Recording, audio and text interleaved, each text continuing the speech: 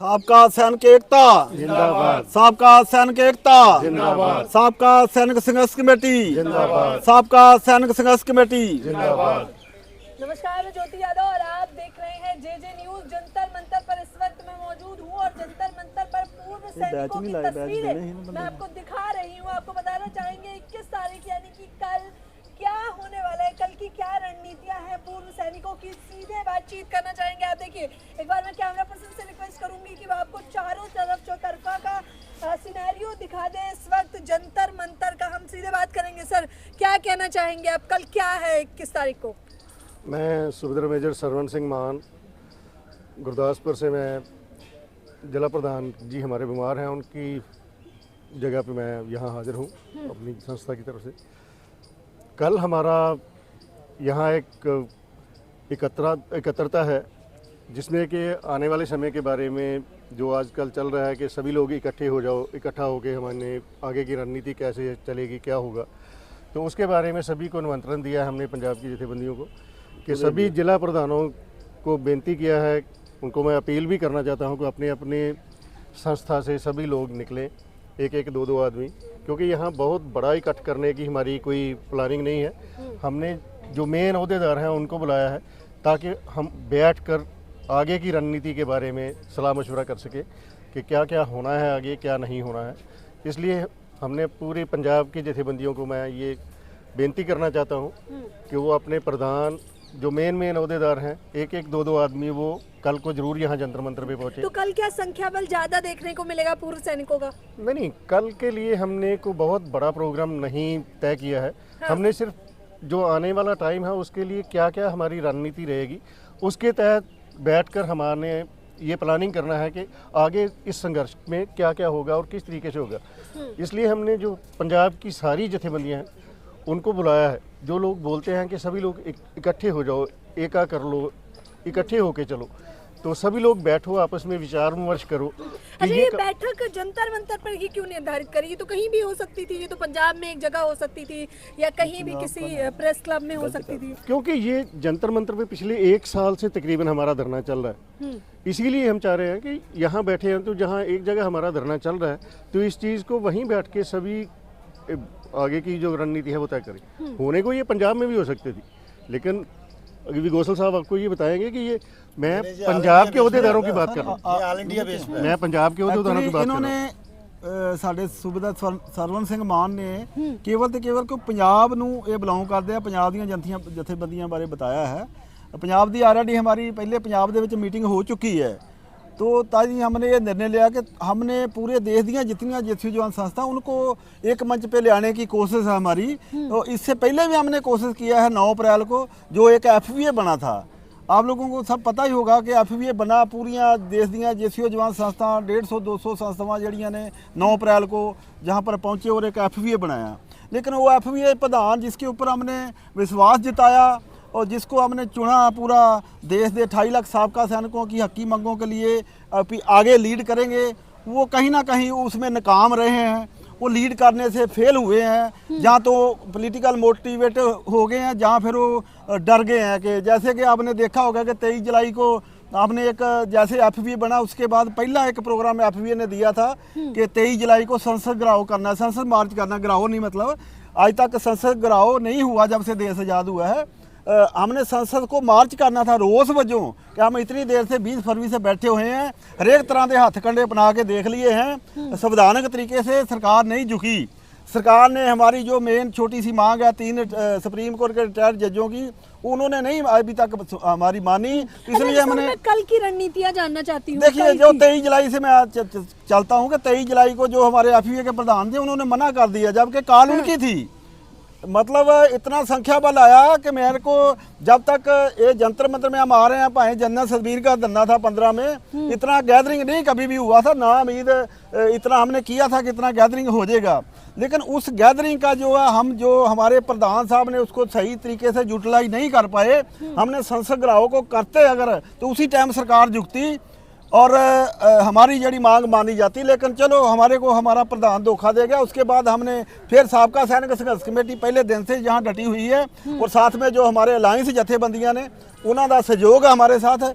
अभी फिर हम दोबारा एक लास्ट उपराला कर रहे हैं, क्योंकि जो जितनी भी जथेबंदियां या घर में बैठ के रजाइयों में बैठ के लोग व्हाट्सएप ग्रुपों में यूट्यूब में अपना सोशल मीडिया से हमारे को एडवाइज कर रहे हैं कि आप लोग इकट्ठे हो जाओ, इकट्ठे हो जाओ। इकट्ठे होने की तो हमने कोशिश शुरू से कर रहे हैं, 9 अप्रैल को भी किया था, वो नाकाम रही। अभी दोबारा फिर हमने एक कोशिश किया है कि कल को 21 जनवरी को पूरे दुनिया देश ਦੀਆਂ ਜੇਸੀਓ ਜਵਾਨ ਸੰਸਥਾਵਾਂ ਨੇ ਉਹਨਾਂ ਨੂੰ ਅਸੀਂ ਆਪਣਾ ਨਿਮੰਤਰਣ ਦਿੱਤਾ ਕਿ ਉਹਨਾਂ ਦੇ ਪ੍ਰਧਾਨ एक 2 बंदे आउन, प्रधान या जनरल सेक्रेटरी, क्योंकि ज़्यादा जहाँ पर अलाउड नहीं है। हमने गैदरिंग नहीं करना, कोई रैली टाइप नहीं करना, एक मीटिंग टाइप है कि जितने देश ਦੀਆਂ ਜੇਸੀਓ जवान संस्था ਉਹਦੇ ਵਿੱਚ हमारी कंडीशन है कि जो कि साबका सैनिक संघर्ष कमेटी पहले दिन से ही, जब से 14 साल से हम संघर्ष कर रहे हैं, हमारा मेन मोटो पहले दिन से ही है कि हमारे साथ कोई अफसर हेड संस्था, कोई पोलीटिकल पार्टी ਦੀਆਂ ਗੋਦ ਦੇ ਵਿੱਚ ਬੈਠ ਕੇ ਜਿਹੜੇ ਸਾਡੇ ਜੇਸੀਓ ਜਵਾਨਾਂ ਦੀਆਂ ਸੰਸਥਾਵਾਂ ਜਿਹੜੀਆਂ ਖੇਡ ਰਹੀਆਂ ਨੇ और जेड़े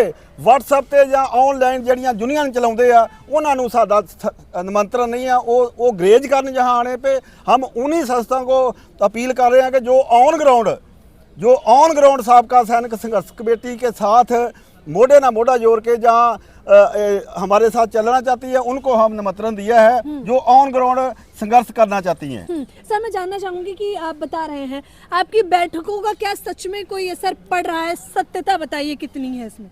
देखिए, असर तो 23 जुलाई को बहुत बड़ा था, बहुत बड़ी गैदरिंग थी, लेकिन वो उस गैदरिंग को हम लोग जो है जहाँ हमारे प्रधान जिनके ऊपर विश्वास किया था वो उसका यूटिलाइज नहीं कर पाए, जैसे कि मैंने पहले बताया है। संसद घेराव करने वाले थे हाँ, उसके बाद उन्होंने मना कर दिया, तो फिर बाद में फिर भी हमने जो साबका सैनिक संघर्ष कमेटी ने एक संकेतक तौर पे संसद को मार्च किया था और वहाँ पर अरेस्ट भी किया गया हमारे को। उसके बाद फिर हमने 20 सितंबर को जो संसद घेराव का प्रोग्राम दिया था, उस टाइम भी बहुत गैदरिंग हुआ था, तो हमने संसद को मार्च किया, तो हमारे को अरेस्ट करके जगह जगह थानों में या कहीं न कहीं अपनी बसां से बैठा के पुलिस प्रशासन ने हमारे को वहाँ पर जेलों में रखा गया, थानों में रखा गया। तो उसके बाद फिर हमने रेल रोको का प्रोग्राम दिया पहली 25 नवंबर को। वो भी हमारा जो है इतना न्यू दिल्ली रेलवे स्टेशन पे हमने करना था, लेकिन इतनी फोर्स लग चुकी थी कि हम जहाँ पर नहीं पहुँच पा रहे थे, और हमने फिर अचानक रातों रात जो प्रोग्राम करके संभू बॉर्डर पंजाब दे विच रेल रोकियां 14 घंटे। जब से देश आज़ाद हुआ है, पहली दफ़ा साबका सैनिकों को मजबूर होके ये जो रेल रोको आंदोलन करना पड़ा। हम चाहते नहीं हैं कि अपने देश की आम नागरिक को परेशान करें, लेकिन वो हमारी एक मजबूरी बन चुकी थी, हमने किया। उसके बाद पहली जनवरी का प्रोग्राम दिया कि 9 जगह पूरे रेला रोकांगे, लेकिन वो भी जो हमारा जो नाकाम रहा, क्योंकि हमारे जितने मेन आगू थे उनको पुलिस ने जड़ा अरेस्ट कर लिया, जहाँ उनको घरों में नज़रबंद कर दिया। मैं खुद साबका सैनिक संघर्ष कमेटी का नेशनल एडवाइजर होने के नाते मेरे को भी उन्होंने 31 दिसंबर और 1 जनवरी तक जो शाम को 5 बजे तक घर में ही नज़रबंद रखा, इसलिए हमारे को प्रोग्राम जड़ा वा पोस्टपोन करना पड़ा।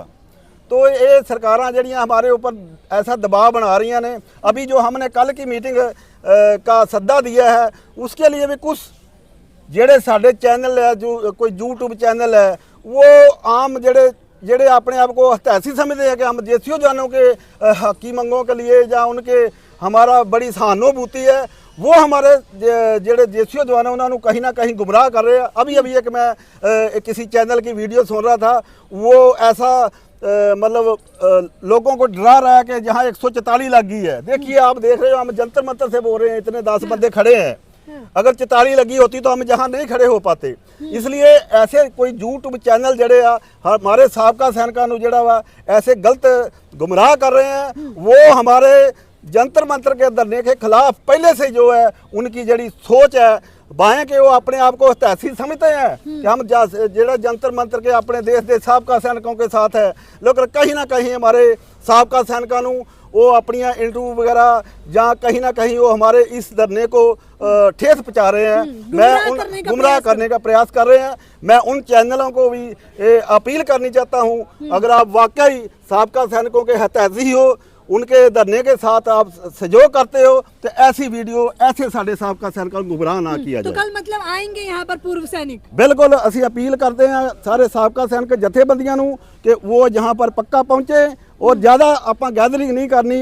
एक दो ਜਿਹੜੇ ਉਹਨਾਂ ਦੇ ਪ੍ਰਧਾਨ ਜਾਂ ਜਨਰਲ ਸੈਕਟਰੀ ਹੋਣਗੇ ਔਰ ਸਾਨੂੰ ਪੂਰੇ ਦੇਸ਼ ਦੇ ਵਿੱਚੋਂ ਫੋਨ ਵੀ ਆ ਰਹੇ ਨੇ ਸਾਰੇ ਦੇਸ਼ ਦੇ ਕੋਨੇ-ਕੋਨੇ ਤੋਂ ਜਿਹੜੀਆਂ ਸਪੈਸ਼ਲੀ JNDK ਦੀਆਂ 5-7 ਜਥੇਬੰਦੀਆਂ ਆ ਰਹੀਆਂ ਨੇ, ਹਿਮਾਚਲ ਦੀਆਂ ਜਥੇਬੰਦੀਆਂ ਆ ਰਹੀਆਂ ਜੇਸੀਓ ਜਵਾਨਾਂ ਦੀਆਂ, ਉੱਤਰਾਖੰਡ ਦੀਆਂ ਆ ਰਹੀਆਂ ਨੇ, ਪੰਜਾਬ ਦੀਆਂ ਕਮ ਸੇ ਕਮ 15-20 ਜਥੇਬੰਦੀਆਂ ਦੇ ਪ੍ਰਧਾਨ ਆ ਰਹੇ ਨੇ, ਰਾਜਸਥਾਨ से आ रहे हैं, उत्तराखंड और की ना Madhya Pradesh, Maharashtra, even southern side से भी कुछ लोग भाई एयर भी आ रहे हैं कुछ प्रधान। तो हमारे को ये उम्मीद है कि हमारे जो 9 अप्रैल को जिन संस्थाओं ने हमारे को सहयोग दिया था उससे भी ज़्यादा बढ़कर हमारा जरा सहयोग में जेसीओ जवान संस्था आएगी। तो ये मैं चाहूँगी कि देखिए यानी कि कल का प्रदर्शन सीधे तौर पर बड़ा होने वाला है। हालांकि ये लोग बैठक कर रहे हैं, इसी जंतर मंतर पर ये लोग बातचीत कर रहे हैं, आगे का रास्ता निकाल रहे हैं। 20 तारीख से आपको ये पता चल गया होगा कि ठीक अब 20 फरवरी आ जाएगी तो इनके प्रदर्शन को 1 साल हो जाएगा। इसी जंतर मंतर का जिस प्रकार से चक्का जाम कर दिया था पूर्व सैनिकों ने, 1 साल पूरा होने वाला है। अभी तक की तस्वीर